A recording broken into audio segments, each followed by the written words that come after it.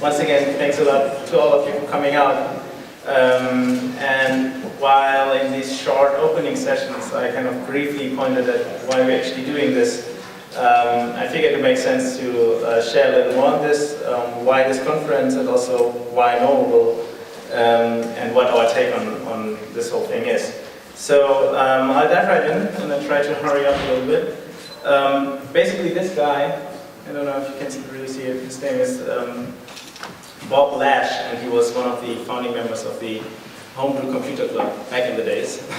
One of the guys who actually came up with many of the concepts that we are kind of building on today, especially open source and open source collaborating. And I'm probably, first of all, most of you are probably aware of what these guys contributed to where we are today. And also, I don't want to dive into all the amazing work by the likes of him and Draper and all the others.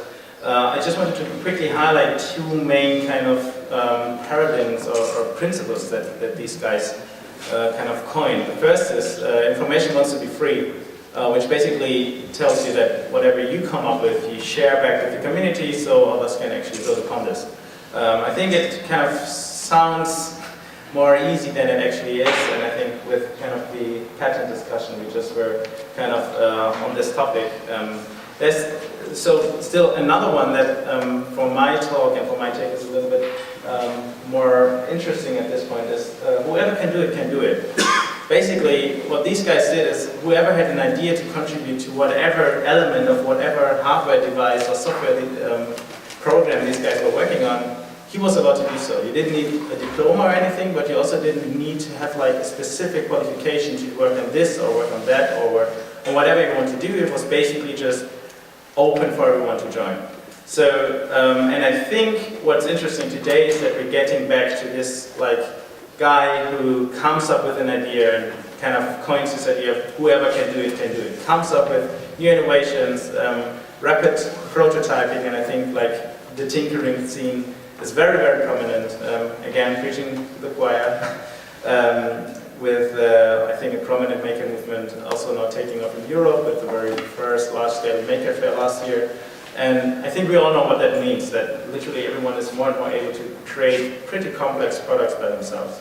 Now, this is the one thing, and this kind of the tinkerers and the individuals coming up with products that don't necessarily have to kind of stick to a concept of, I don't know, a business concept in the first place. So there is another kind of group on the game though, which is these guys, basically the big corporations and the kind of ones that are very good at one other thing, which is scaling.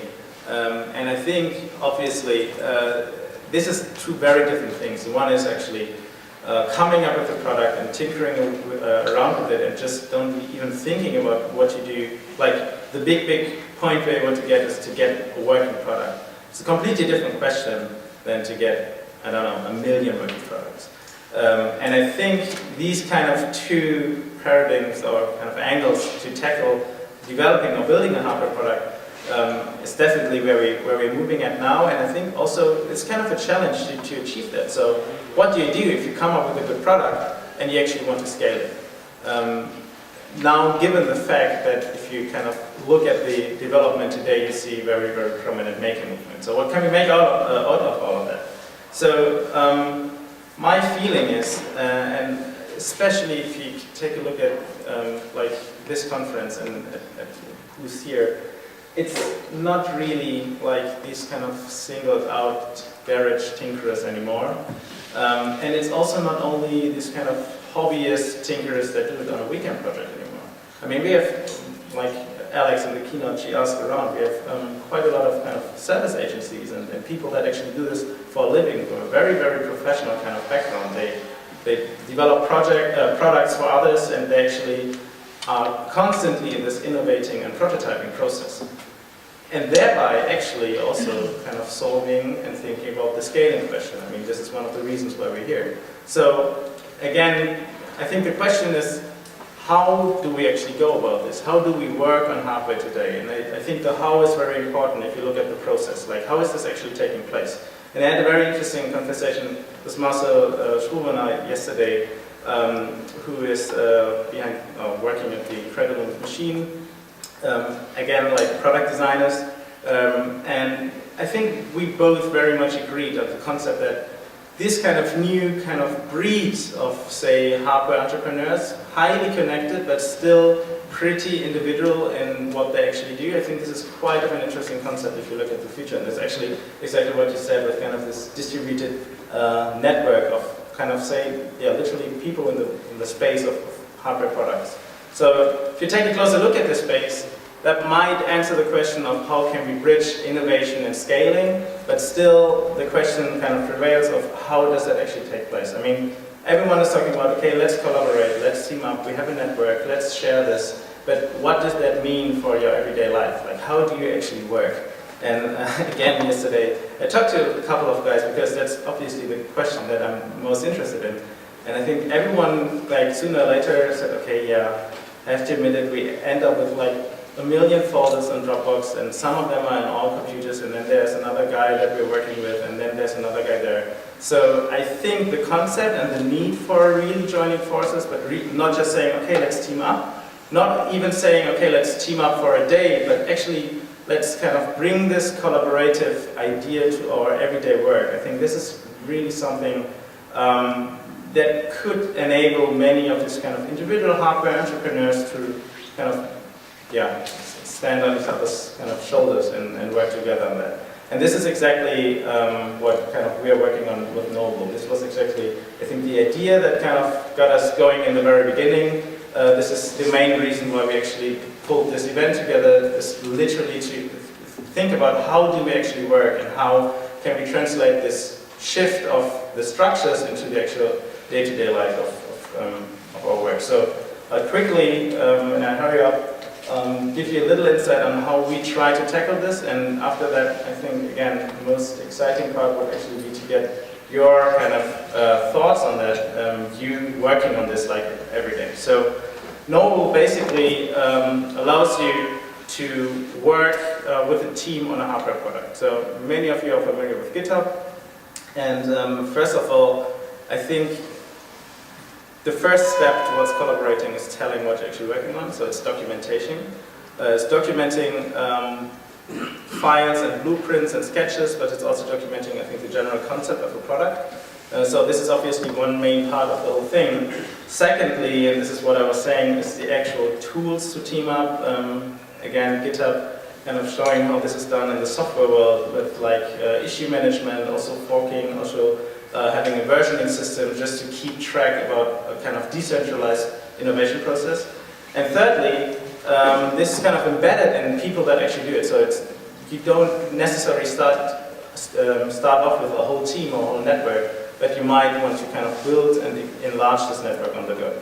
So basically how it looks like is this is our kind of current iteration.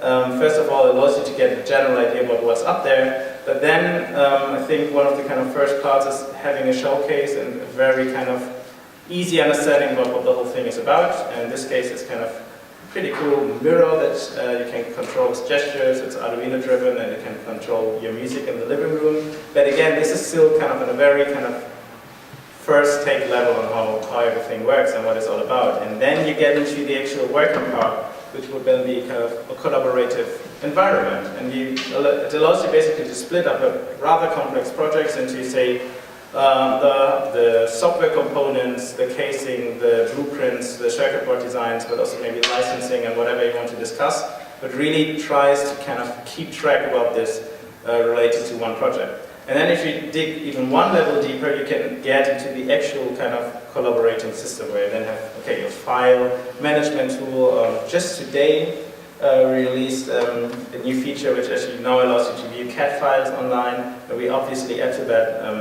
on the go. And there's actually more coming up, as I said, in issue management.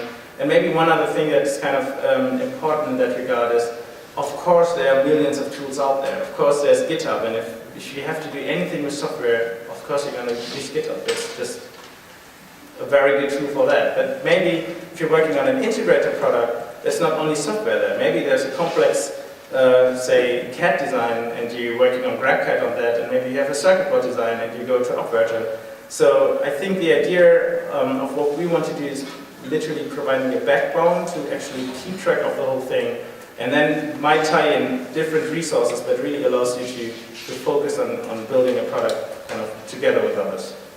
So I think this is what it kind of does in the documenting and the collaboration part, and just kind of, as I said, you might not necessarily start off with the whole team right away. The idea of that is obviously also to get in touch with other people, to get in touch with other projects, and say you're looking for an electrical engineer in Berlin, you see who else is here, what is the project that he's actually been working on, and how can we actually join up or join forces or team up together.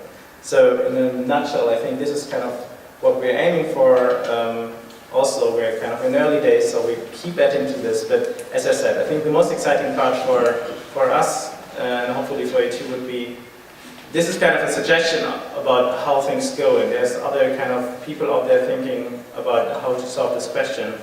And this question actually boils down to simple ones like, how do you work today? And literally, I'd really love to learn more about your kind of experiences with developing and coming up with a hardware product. And also thinking like, this is the one thing or the one tool that's missing out there. I'm not even sure if it has to be kind of a software product. Maybe at the end of the day we all find out it's the best way to just get together in the makerspace and get our hands dirty. But I think there's kind of a quality to being able to have this kind of spread around and kind of in a distant kind of collaborative environment. So in a nutshell, that's basically what we're up to, and thanks a lot for your attention.